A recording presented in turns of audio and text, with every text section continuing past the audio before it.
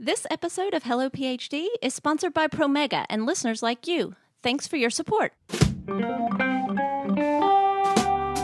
My tip is to wear comfortable shoes and talk to as many people as you can.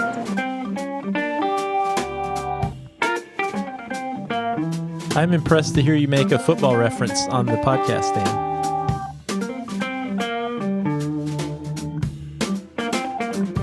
Welcome to Hello PhD, a podcast for scientists and the people who love them. This week, we learn about how to make the most of a conference directly from the people at the conference. Stay with us.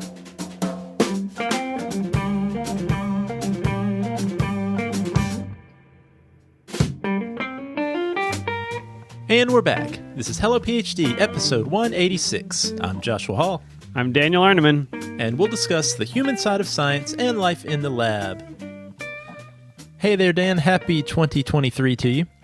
2023, it feels like a really long time since I've seen you because we were together in the beginning of December and then apart for all of December. So it's good to see you. I hope you had a good holiday. It was very good, Dan.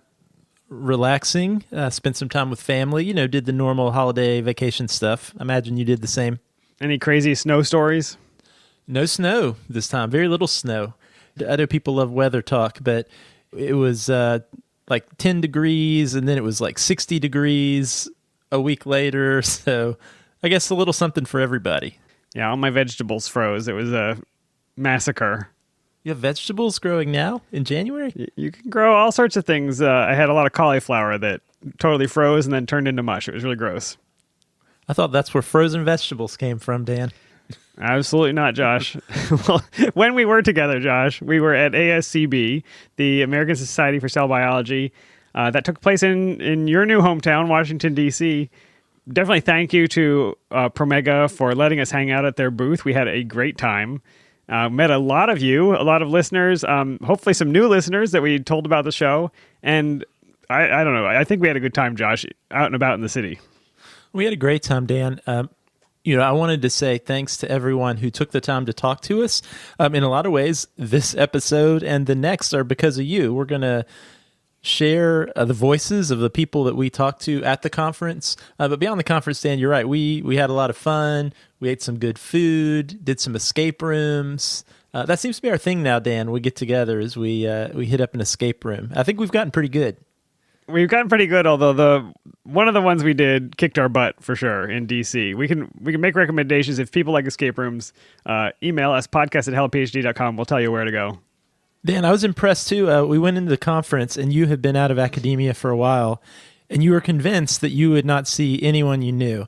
And within, not joking, 1 minute of walking in the convention center, you saw people you knew from grad school. Yeah, absolutely. We got our badges. We turned toward the escalator to go to the event space, and getting on the escalator was a woman who was a postdoc in the lab I was in while I was a grad student. Now she's a research assistant professor at another university. But I saw her, and she said, "Oh, I just talked to this other person who worked in the lab next door." And he was there too. So I walked around the corner, there he was. It was incredible. I don't know how long it's been, but these people... I recognized them immediately. We had a great time catching up. It was so much fun to see everybody. See, Dan, that goes to show there were some good parts of grad school for you. There were great people. I have to say that. All right, Dan. Well, we're going to talk a lot more about our time at the ASCB conference. We're going to learn from the people we talked to about how to have a successful conference. But first, Dan, I have a special ethanol section for you. Hit me with it. Dan, it is about 10:45 a.m. here where I sit, so I think we will forgo drinking ethanol on this episode. It's a little early even for us, Josh. But would you humor me in a fun ethanol story from something that happened this week? Yeah, let me hear it. Dan, you are a bourbon drinker, right? Yeah, I occasionally enjoy bourbon, usually mixed with something. But I know you'll drink it straight up, won't you? Yeah, I have begun to appreciate bourbon over the last few years. You buy nicer bourbon than I do. That's the difference. Maybe that's it. You're more willing to spend money on it than I am. Well, that's sort of where this story comes from a little bit. Dan, are you familiar with one of the most sought after, hard to find bourbon labels that exists right now? The Pappy Van Winkle. I've heard of it. I don't think I've ever had it. Yeah, so bourbon has become very popular these days, and many bourbons tend to be aged for 5, 10, 15 years, so it takes manufacturers a little bit of time.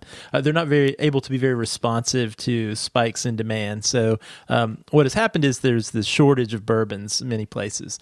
So certain bourbons become very, very difficult to find. One of the most difficult to find is what's referred to as the Pappy Van Winkle brand of bourbon. Really sounds delicious. Good old Pappy. Yeah, it sounds like does it have the aroma of my grandfather's house or something? Sitting on Pappy's knee, having a sip of bourbon.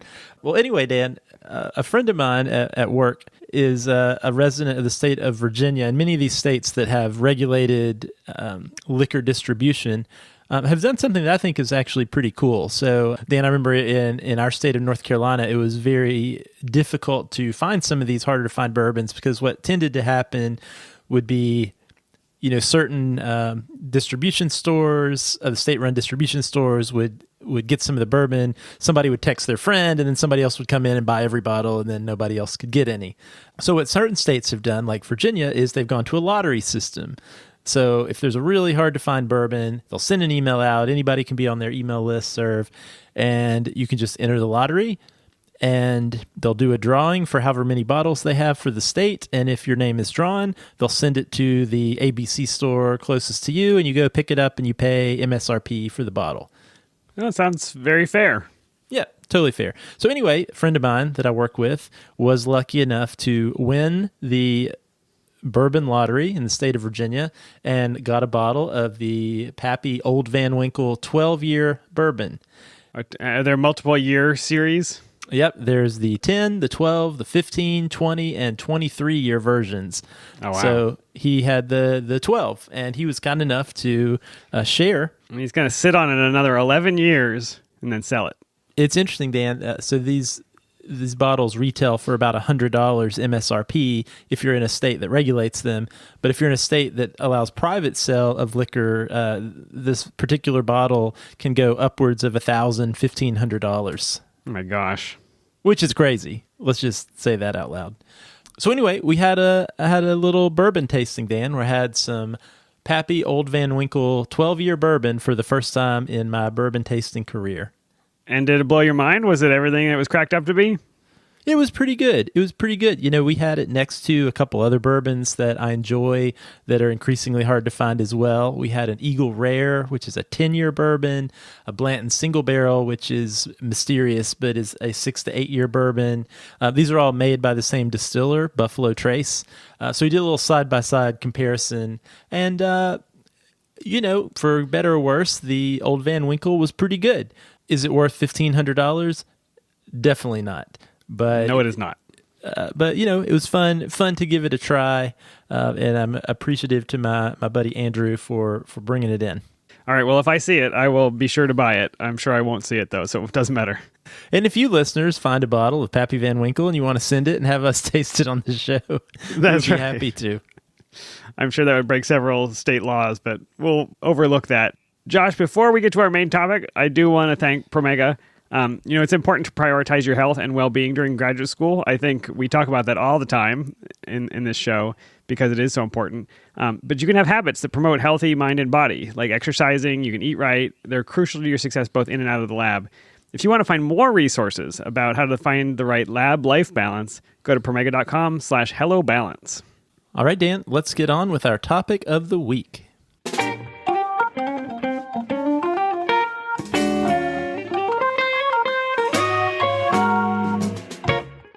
All right, Dan, well, as we alluded to, this is a special episode. We're going to share short interviews that we did with people we met at ASCB. And specifically, we asked a bunch of folks who were at the conference their tips for a new person attending a conference for the first time and how you might make the most out of that time at the conference. Yeah, we were those annoying guys with the portable recorder and a big fat microphone. I think you kind of stuck near the booth most of the time, and anybody that came up to talk, you would have a nice conversation with them and be like, hey, could I record you? And usually they said yes. I wandered around, and if I saw somebody standing at a poster not giving a talk or whatever, I would go and ask them questions. So There's kind of a mix of people who came to us and people that we went to find. But I think, we got good advice from people at all levels of their academic journey. So I think we talked to some high school students, didn't we? All the way up through full professors. We did. We talked to people at all different levels, which was actually cool to see, and I think underscores one of the real benefits of being at a conference. It brings together people at all stages of the academic training pathway to be together, to share in a common interest and network with one another. So I think there's some really great tips here, whether you're getting ready to attend your first conference or whether you're a seasoned conference goer. I think there might be something here for you too. Okay, well, here are some voices from the American Society for Cell Biology Conference 2022, and we'll catch back up after we hear what they had to say. My name is David Gao. I'm a postdoc associate at the University of Pittsburgh, just recently transitioned to a lecturer faculty line, giving a talk here on my work in renal cell carcinoma, and just kind of checking out what ASCB has. It's always one of the largest conferences in cell biology, so seeing if there are any opportunities for me, and also a lot of free stuff, obviously. All about the free stuff. How many times have you been to this conference? ASCB is one of the ones that I kind of go to almost every year, so this is probably like my 8th or 9th time here. Okay, so you've been here many times. So what tips would you have for grad students attending their first big science conference for the first time? Definitely don't be afraid just to go up to every exhibitor. I think, they're usually the friendliest people because they usually are trying to give you something. So it's always good to talk to them. Don't be afraid to share your research. Again, they're friendly. So if you're worried about trying to talk about your science, they're very friendly people to talk to, I found, to the most part. And don't be afraid if someone asks you a question you don't know the answer. You don't know the answer. That's totally fine. Thank you, David. Yep, thank you. Stephanie Gupton. I'm a professor of cell biology at University of North Carolina, Chapel Hill. Fantastic. What tips do you have for student or trainee attending their first conference?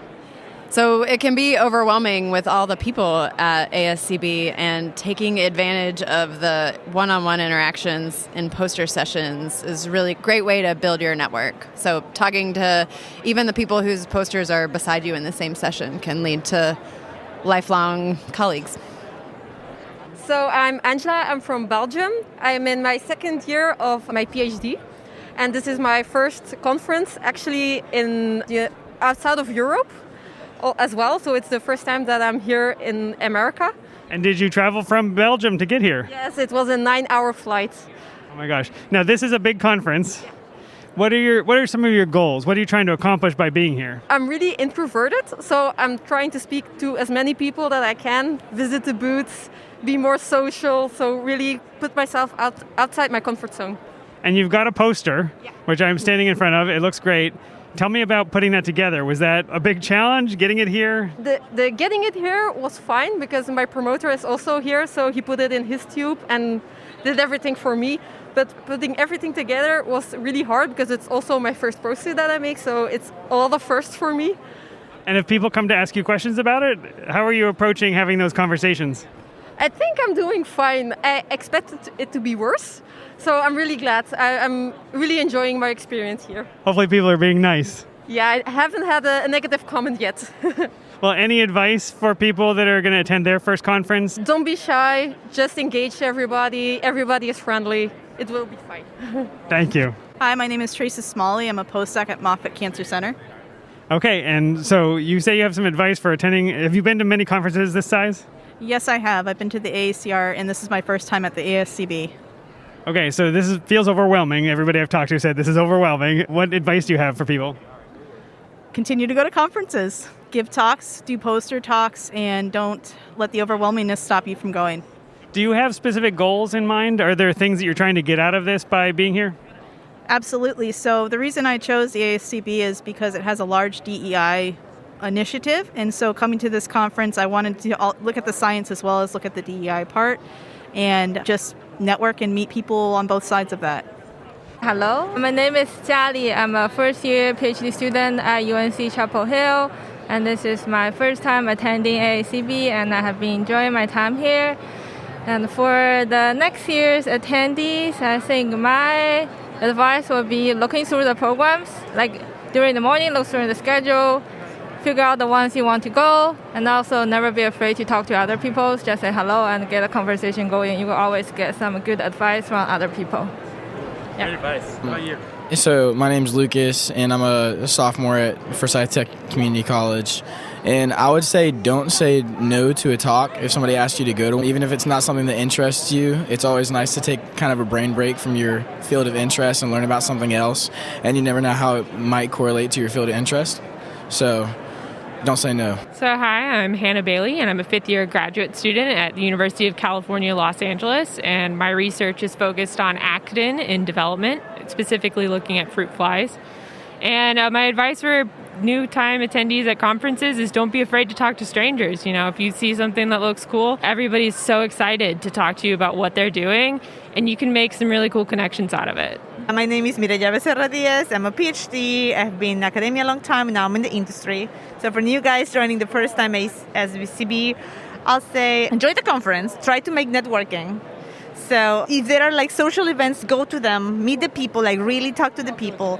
Of course, go to the academic part, but also try to do networking. I think that's what you can get the best for collaborations and for learning. Hi, my name is Maria Fidian. I'm a junior at Siena College, and my advice to anyone who's attending a conference for the first time is to set a goal at the conference, whether that be to meet someone in a specific field of research or to learn about something that relates to your own research. Set a goal for the conference so that you can really go for it and walk away with something rather than coming with no goal and walking out with nothing other than a free trip and a cool experience. Hi, my name is Sana Shazad. I'm an undergrad at Siena College. And I guess like one major advice I think that I learned from this intro session is first go to the intro session. And then also you can like search up like people from different institutions that you're interested in on the app, and like that can help you like try to see if you can find like their schedule and kind of meet up with them and like see like if you're open to like grad school or like other job opportunities, you can like meet up with this person and talk to them. My name is Vishal Razi. I'm a junior at Siena College, and my advice to someone who's going to a conference for the first time would definitely be to go to as many sessions as you can, as many posters as you can. If you're with a group, try to split off for them for a little bit and try to like talk to new people and put yourself out there a lot. My name is Ross Peterson. I'm a postdoc at the Carnegie Institution Department of Embryology. And my tip for how to make the most out of your first conference is that something you should think about is that during a PhD, you'll want a lot of different kinds of mentorship, and you won't get all those kinds of mentorship from your advisor, no matter how good of an advisor they are. So you'll want to make connections with other people who can provide other kinds of mentorship to you, and scientific conferences are great places to do that networking and make those connections such that you can get the feedback or mentorship that you need when you need it later. Hi, my name is Crystal Rogers. I'm an assistant professor at UC Davis, and my tip is to wear comfortable shoes and talk to as many people as you can. Hi, I'm Tess Leathers. I'm a grad student at UC Davis, and my tip is to bring a notebook and take notes while you're watching seminars. My name is Jalen Taylor. I'm a third-year PhD student in biochemistry at The Ohio State University, and my tip for a person attending an academic conference for the first time is to bring a pen and paper and be willing to interact with others. You know, get comfortable with talking to strangers and finding out about their science and following up and learning about them, so people will be encouraged to learn about your work too. I think that's the most fruitful part. Hi, I'm Melissa Martin. I'm a life science writer for Bruker. And if I were to give one tip for somebody attending their first conference, after attending my first conference for a couple hours, I would say just be open to meeting people, and nobody's going to judge you if you walk up there and don't necessarily know what you're talking about. So just go out and say hi and try it anyways, see what you can learn. It's a great opportunity to learn. Dan, that was so cool to listen to. It took me right back to the convention hall again. You get a little bit of the background noise, the hum of people discussing science. It's really fun. I tell you, I love the energy of a conference. Just those people all together in the same place, meeting one another, talking to one another. And I think one thing that really is great, and this came up in a couple of the tips that folks gave us, is I think it's important to realize that everybody's there for a similar reason. I mean, one reason you come to a conference is to network and connect with other people in your field or who share that similar interest. So we had, I think, a common thing that students feel, especially, or if it's your first time going to a conference, is you're a little bit shy, you're a little bit intimidated, and it can be easy to think like, I would really like to go up and talk to that person who gave a talk. That was really interesting. Or I'd really like to go up to that exhibitor booth and ask them a question. But, I'm probably bothering them. They probably don't want to talk to me. But they do. In fact, that is why they're there at the conference. But I can totally appreciate that. I used to feel that way. And Dan, I still struggle with that a little bit, even when I don't have a microphone, going up to people, feeling like you're going to bother them. Yeah, it had to be our most common piece of advice from everybody we talked to. Everybody said, do not be afraid to talk to people or make a point to talk to people. And I think we have this in our normal lives.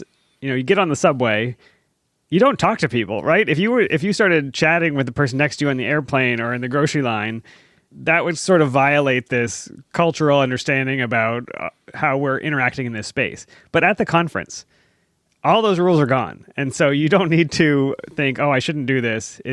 People are there to make those connections. And I was really impressed, even with this microphone in my hand, how willing people were to talk to me. I know there's a bit of an intimidation by I'm going to be recorded, but everybody was just so enthusiastic, like you said. The energy was high, and they wanted to share. And so everybody was really, they were good sports about it. I really enjoyed it. I think that's a really good point, Dan. The fact that I don't think we had anyone not want to talk to us, and we were the most intimidating. I had a few, Josh. I had a few because I'm probably a weirdo, but I bet they were okay talking to you, just you not recording what they had to say, right? That is probably true. Yes. So just maybe this goes to show, even if people were willing to talk to us, the most intimidating situation holding a microphone, they're probably willing to talk to you. It's worth saying, Dan, I think people are different. We have introverts, we have extroverts. I tend to be fairly introverted. I think, Dan, in some ways you are more extroverted than I am in a group of people you don't know. But, I was reminded of this. You mentioned our typical posture out in public of not wanting to talk to people. I was having a conversation with my wife this week about this gym that we go to. And, it's one of these gyms where you take a class and people come in and you go at a set time.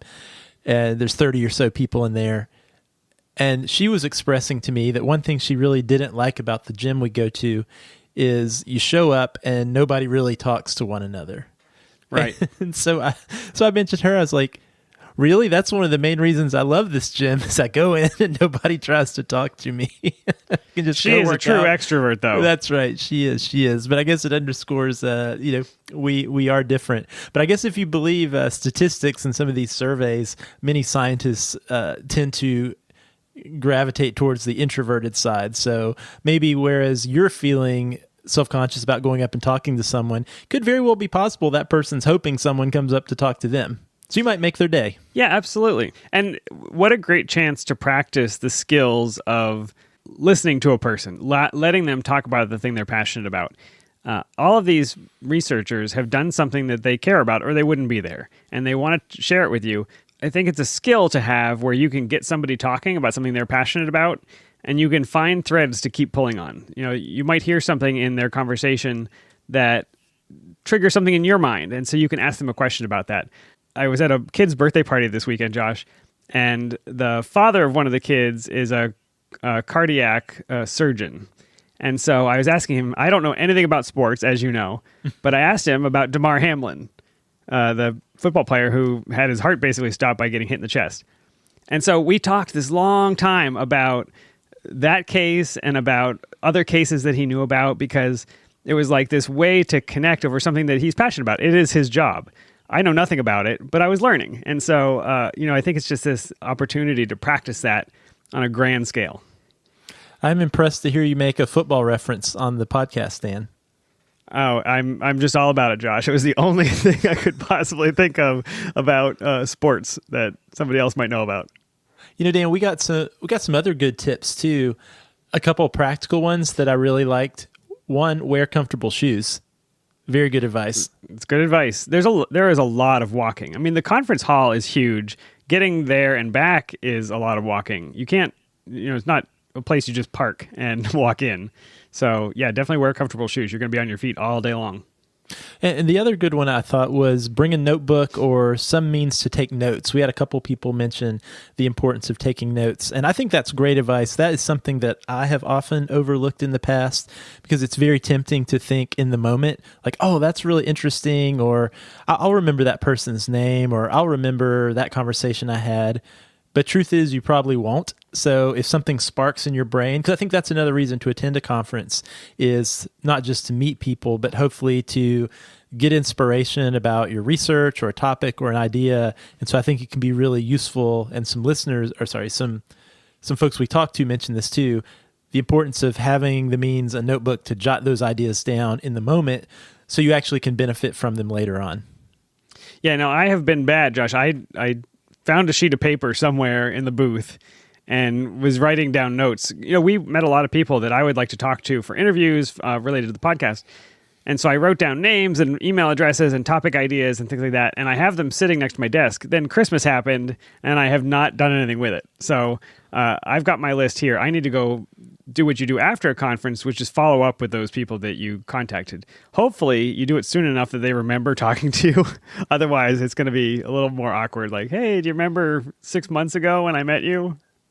Well, I'm actually glad to hear, Dan, that you did write these down on a piece of paper and they're sitting on your desk, because were it just up to me, I can remember that we had some of those conversations and like, yeah, this person would be great to talk to. I didn't write it down. And would I know how to reach out to those people even if I wanted to right now? Definitely not. So good work. See, this just goes to show those notes mean that opportunity still exists for us, Dan. Unless I lose them. Things can happen.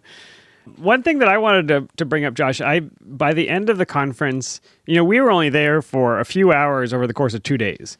So we definitely did not do the full conference schedule. But I was pretty exhausted afterwards. It's a lot of physical energy, just kind of being on your feet like we talked about it, but it's also a lot of emotional energy for a person who's an introvert to be constantly having these conversations. And so one piece of advice that I would give is to find ways for yourself to unwind. I definitely saw people who would kind of go to a quiet corner. Usually these conference spaces are gigantic, and there will be a chair by the elevator or somewhere down the hall. If you can find a place kind of in the middle of the conference to go be by yourself, check your email, get a snack, sit quietly, whatever it is you need to do. Because if you try to run from 8 in the morning until 10 or 11 at night, when people kind of go out and have dinner, then they have drinks, and people spend the entire day together, that can be very tiring for a person who is an introvert or maybe isn't used to that kind of schedule. So I would just say try and find those spaces to carve out for yourself. Yeah, that's a great point, Dan. And that's something that I actually do to this very day when I go to conferences, because I'm more effective in those times when I am out and about in the conference if I've taken that time to recharge my batteries, be by myself for a little while. So that's great advice. I will say, as the flip side of that, if you are someone who is really introverted or really shy, as I tend to be, I do think it's important to maybe push yourself a little bit in these conference spaces and recognizing, okay, this is a short period of time. I have a very specific focus to be here at this conference. I have a very short window of opportunity to be here. But really push yourself to say yes to certain things. And I think some of the people we talked to mentioned that too, the importance of saying yes to some of these opportunities that are unique to the conference. I know, Dan, there have definitely been times when maybe I would go unwind back at my hotel room or in a quiet corner, and there had been a session that I kind of wanted to go to, but then you can kind of fall into this place where you're like, well, but it would really be kind of easier to just sit here in my room. Yeah, that's true. And so you miss out on this opportunity. So I think the advice you gave actually was a good one. It's maybe just find a quiet corner in the conference center versus going all the way back to your hotel room. Because I know for me, Dan, sometimes when I get back to the hotel room, then I completely lose steam at that point. That's true. To pull myself back up into the fray. Maybe take some earbuds or some headphones or something so that you can kind of close yourself off from the space, listen to music that calms you down. Because it really can be a lot. And maybe you decide, look, I'm going to do these scientific sessions, but I'm not going to go to dinner or I'm not going to go out for drinks afterward. Like, I'm going to turn in early And I think that's fine. I think those are kind of fun events. And if there's somebody specifically that you're trying to have a conversation with, do that at dinner. That's fine. But if you don't have that, if it's just your lab's going out and you're going to see your lab on Monday, I would say it'd be okay to turn in a little bit early. Yeah, for sure. That actually brings up another point that came up that I thought was really good. And that was take some time to separate yourself from the group you came with. So interesting. I thought that was such a fascinating piece of advice. Yeah, and obviously this doesn't apply if you're going to the conference solo. You're kind of on your own the whole time. But I can definitely appreciate this too, Dan. And over the last 10 years or so, I've done a lot of taking groups of students to conferences, and this is something that we have talked about. And I would be this way too, Dan. It can definitely feel safer to be in a group of people that you know. However, sometimes that can prevent you from actually going out, putting yourself out there to meet new people. Absolutely. Maybe you have a unique interest that's different from some of the other folks that you went to the conference with. Maybe you're interested in a specific type of career or a specific type of work that's separate from the group. If you just go along with what the group wants to do, you may miss out on those goals you had for yourself. So maybe find a time to separate, everybody go their own way, do your own thing for just a little while, and then you can regroup later. I thought that was good advice. Yeah, I mean, we have different identities depending on the group we're in. So I might be kind of the studious one in my lab, but I'm in a heavy metal band after work, right? Or whatever it is. You can have different personas in different contexts.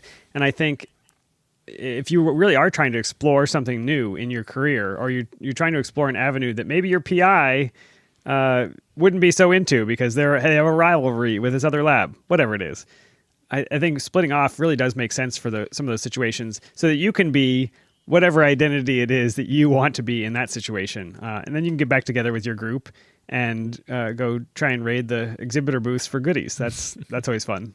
I like the piece of advice to be on the lookout for additional mentors.